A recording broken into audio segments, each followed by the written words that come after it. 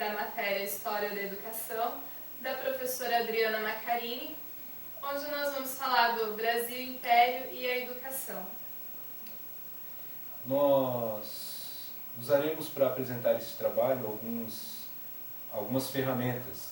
Esse cenário atrás de nós é a Biblioteca de Mafra, em Portugal, onde escolhemos a biblioteca, onde ela contém toda uma história, um peso para a nossa nação. Nada mais oportuno do que escolher uma biblioteca. Escolhemos essa capa de rei, onde representa então o reinado do período imperial, e este nosso amigo que vai nos ajudar durante a história. Ele vai se apresentar no decorrer da história. Meu nome é Carlos Silvano de Oliveira e eu vou contextualizar vocês dentro da história que estava ocorrendo no Brasil nessa época. Eu sou a acadêmica Kátia Colhão de Oliveira, eu vou falar sobre os negros. Eu sou a acadêmica Lisiana Silva dos Santos, vou falar sobre os professores. E eu sou a acadêmica Maria Gorete Tuplá Soares, vou falar sobre os alunos. Eu sou a acadêmica Vanessa Camargo Rodrigues de Lima de Oliveira e vou estar falando sobre o currículo. Oi, não estou mais com idade para esse tipo de evento. Foi uma grande festa do meu dono Joaquim Nabuco. Está pulando de alegria. Este ano vai ficar para a história. Ai, além de velho, estou meio cego. Bom, posso estar velho, meio cego, mas a minha memória parece memória de elefante. Deve ser por isso que fui convidado para contar essa história para vocês. Meu nome, Dom Compêndio.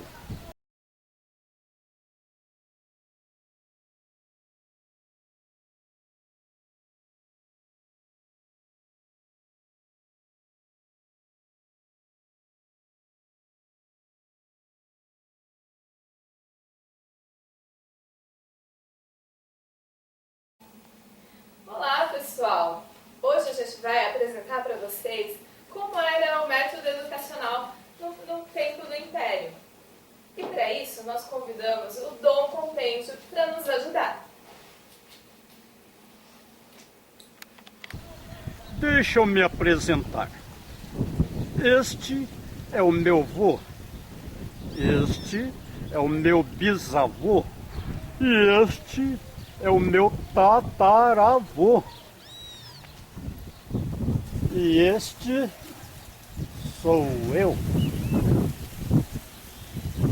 Sejam todos bem-vindos. Estava acontecendo na Europa a Revolução Francesa. E em 1807, Dom João VI então resolve vir para o Brasil, fugido da Revolução. Sentindo-se pressionado por ela, então ele vem para o Brasil fugido de lá. Junto com ele traz em suas caravelas 60 mil livros e também veio com eles 10 mil nobres acompanhando ele nessa viagem. E junto com esses livros também veio grandes escultores famosos da Europa, pinturas famosas e também partituras de óperas. E todo esse acervo reuniu quando chegou aqui no Brasil e formou a primeira biblioteca do Rio de Janeiro.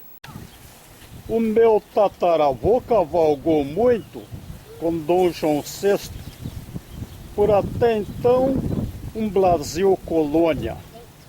Dom João não se aquietou. O seu sonho era fazer do Brasil um país independente.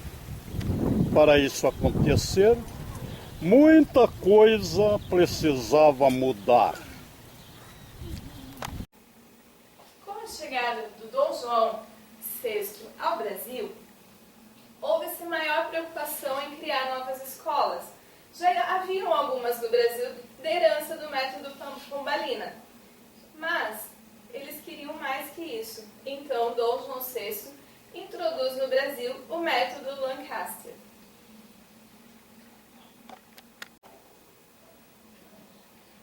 Olá, alunos, na maioria, filhos da classe inferior, escravos, agricultores, crianças que precisavam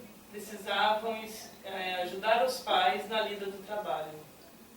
Mas também filhos da burguesia, porque não existia outro tipo de escola, era uma só para todos os que ali habitavam.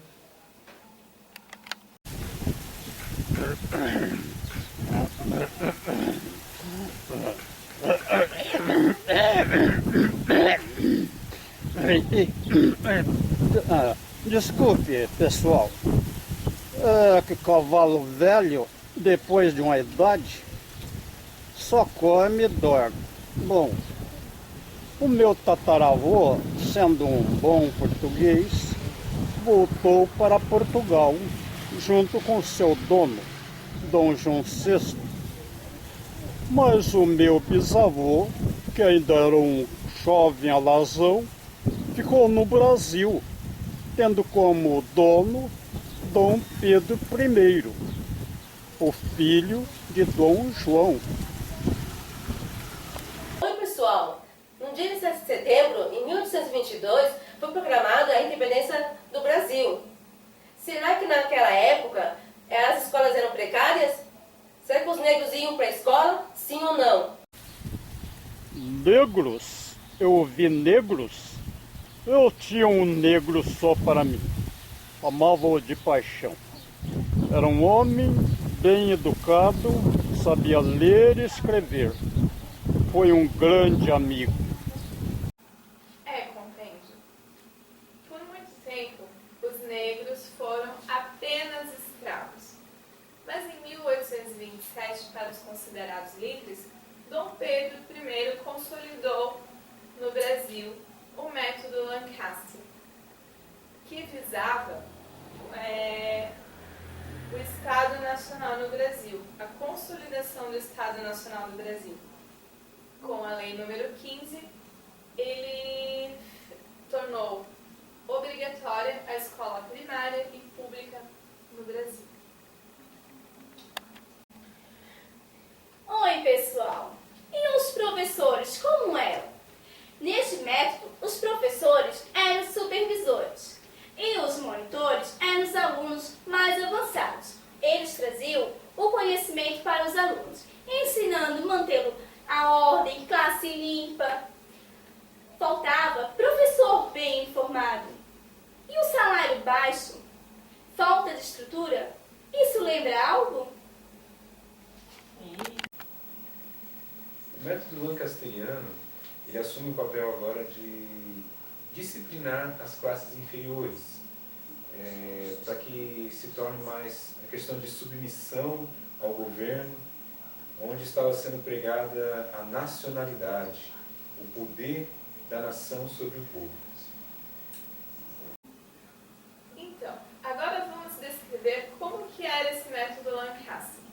O método Lancaster, ele era formado por monitores, não tinha limite de números de alunos na sala e era dividido de 10 a 20 alunos para cada monitor. O monitor que era chamado então de decurião.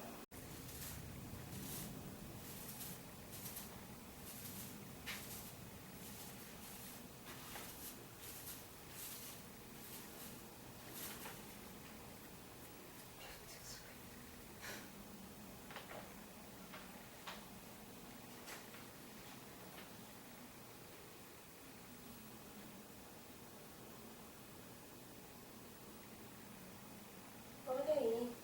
Vocês pensam que estão mexendo num tablet ou no smartphone? Não é não. É uma caixa de areia, aonde que as crianças leem e escrevem. Como que será isso?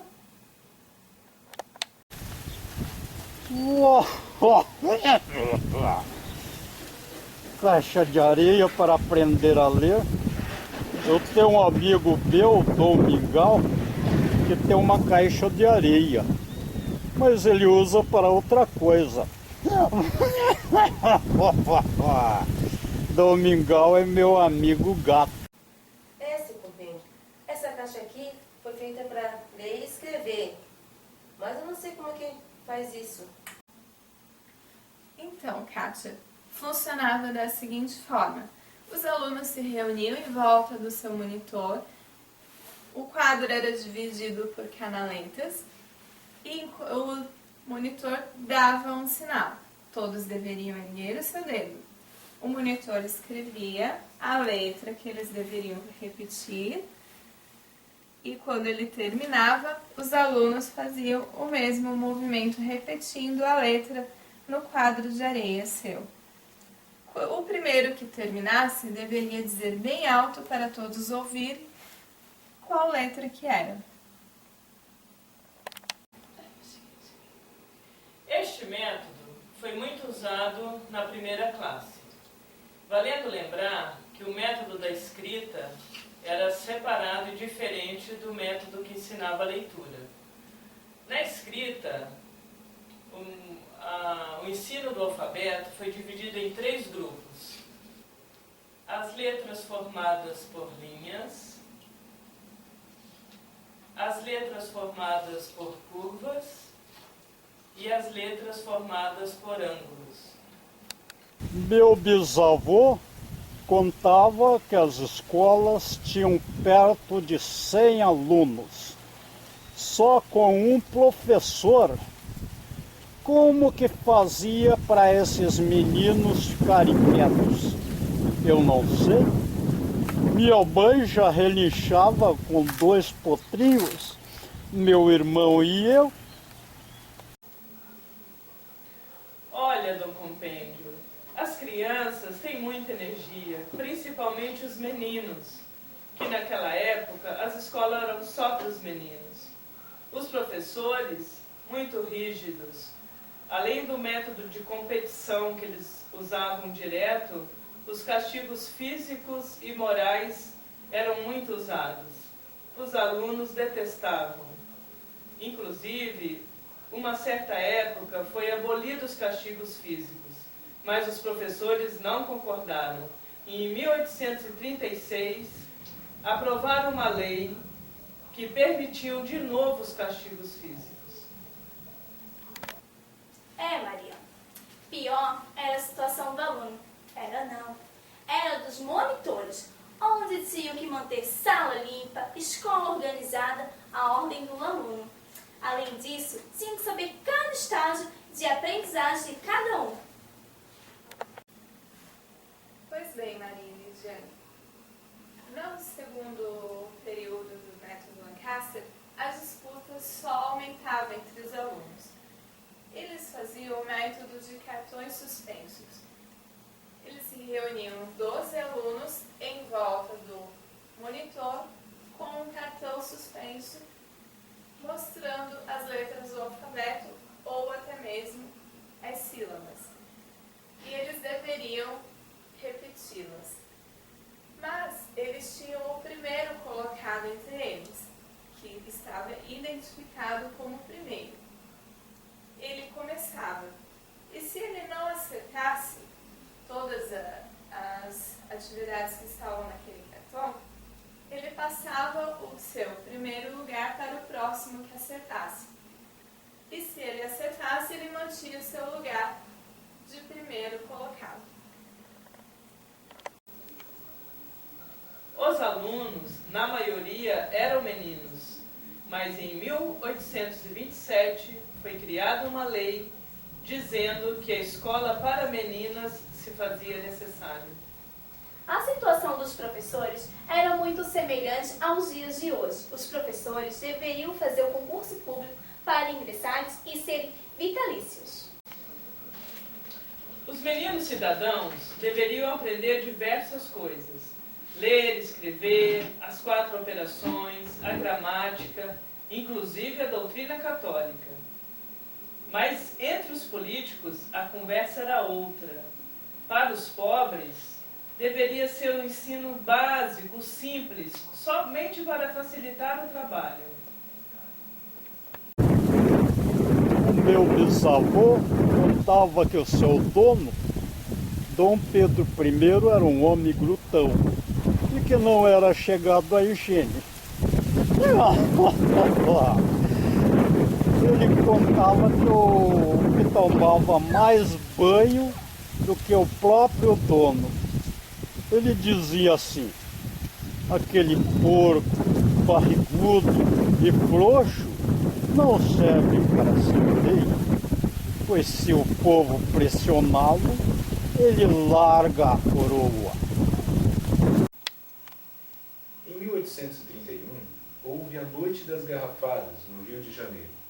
A grande massa reivindicava mais democracia, a exemplo do que estava acontecendo na Europa. Mas, pelo outro lado, Dom Pedro ele sentia-se pressionado pela classe latifundiária, ou pelos burgueses, a manter a ordem no Império e também manter a escravidão, que para eles era um lucro. E diante deste contexto que Dom Pedro estava passando, ele então resolve abdicar do seu poder ao seu filho, de 8 anos, e fugir do país. Isso sei, regência trinca. Regência trinca? Não, regência trina. Naquela época era formado pelos grandão. 2 era senador e 1 era brigadeiro. Mas brigadeiro não era aquele pretinho que nós conhecemos do cinto brigadeiro. Naquela época, os negros não tinham veio. No ano de 1831, o governo da Regência Trina aprova a lei que todos os negros que entrassem no Brasil após esta data seriam livres. Nesta época, ainda era utilizado o método Lancaster, ou ensino mútuo. Mas no ensino secundário, era aplicada as seguintes matérias: artes, músicas, filosofia e ciências, além da matemática e do português. Mas, nesta época, o ensino secundário era totalmente privado. Só que em novembro de 1831 surgiu uma lei determinando que deveria haver salas de ensino secundário na capital e nas cidades mais populosas. A lei que assegurava o ensino primário público de 1827 fracassava, pois o sistema mútuo de ensino rezava que cada escola deveria ter um professor, e na prática isso era muito ruim, pois faltava preparação pedagógica necessária para o ensino. Mas isso não era muito importante dentro do método lancasteriano. Mas dentro desse contexto foram criadas poucas escolas. E as poucas escolas foram destinadas a meninas, mas não passavam de 20. Sim, Lidiane.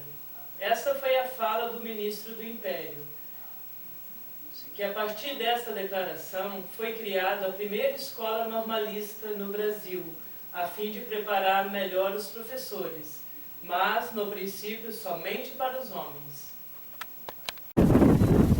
O meu bisavô ficou no Brasil, depois que o seu dono, Dom Pedro I, foi embora, deixando o menino, Dom Pedro II, de 8 anos, sozinho. Ele resolveu ficar e servir o menino. Pouco tempo depois, ele já estava todo orgulhoso, pois em 1838 inaugurou no Rio de Janeiro uma escola em homenagem ao menino, Escola Dom Pedro II, que veio ser escola modelo em todo o Império. A escola Dom Pedro II revolucionou o método de ensino. Abandonando o método lancasteriano, passou a adotar os métodos de ensino franceses. Nesses métodos, o currículo também muda e são colocadas outras matérias, como o francês, o inglês, o latim, o grego, também música vocal, a gramática nacional e também a retórica, e entre outras matérias. e o sistema passa a ser agora seriado, ou seja, o que é isso? Dividido por séries. E o sistema de ensino passa a ser de 6 a 8 anos. Em 1850, o ministro do Império, o Sr. Couto Ferraz, inicia uma reforma a pedido de muito por uma educação unitária no Brasil. Ele prevê preparação para o professor primário e estabelece normas para o magistério. O ensino primário na corte passa a ser obrigatório para as crianças de 5 a 15 anos, mas sendo proibido aos escravos. E também proibidos as salas mistas, sendo sala somente para meninos e sala somente para as meninas. Detalhe, as meninas, também além do currículo normal, elas teriam que aprender a bordar e costurar. Nesta data, o currículo do ensino primário era leitura, escrita, matemática, sistema de pesos e medidas do município. Entre 1850 e 1860, o meu avô tinha uma profissão muito ilustre. Ele puxava os primeiros bondes do Rio de Janeiro. A cidade estava ficando chique. Logo depois chegou ao Brasil o telefone e a conversa dos magistrados nas viagens de bondinho que o meu avô carregava era que precisava ser criado no Brasil escolas técnicas. Esse compêndio, em 1960, ensaiaram uma formação da tal escola técnica, mas não deu certo. O pensamento da maioria que deveria que o trabalho fosse feito pelos escravos, não pelos livres. Cambada de malandro, porque eles que iam querer trabalhar, se tem os negros para trabalhar para eles? Só em 1878, o conselheiro Leôncio de Carvalho realizou uma reforma na educação, permitindo assim, a partir desta data, que os alunos pudessem expressar as suas ideias. Em 1880, surge a primeira escola normal, totalmente pública. Em 1882, Rui Barbosa, após vários estudos, reorganiza o ensino primário no Brasil. Ele divide em 3 estágios. O ensino elementar e o ensino médio com 2 anos cada, e o ensino superior com 4 anos. Ele introduz também o ensino intuitivo no Brasil. E ele desobriga os alunos a frequentarem o ensino religioso. 1988 é assinada a Lei Áurea e o Império está chegando ao fim. Vamos à República! Sim, eu posso fazer o que eu quiser. Se, ti, va, ha, titi, hat, rio, ju, us. Bom, que foi um final feliz.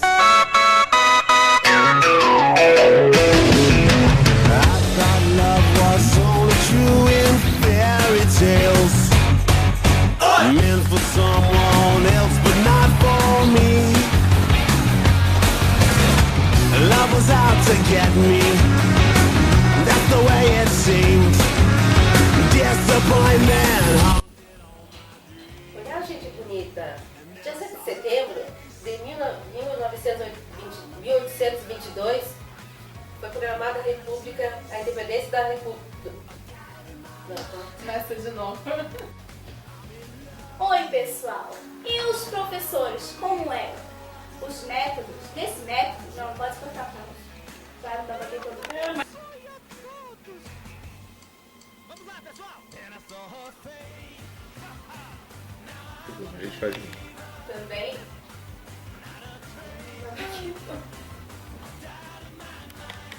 Isso. Queres olhar? A situação... E também 10,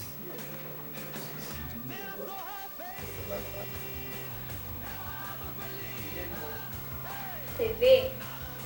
Ai, Carlos, corta.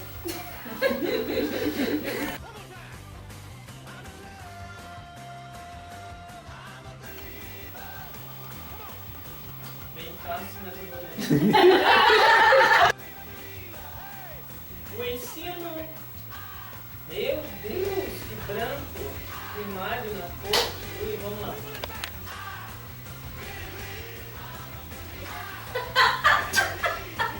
Meu Deus, castiga, viu? Vai falar. É um galho. Tá?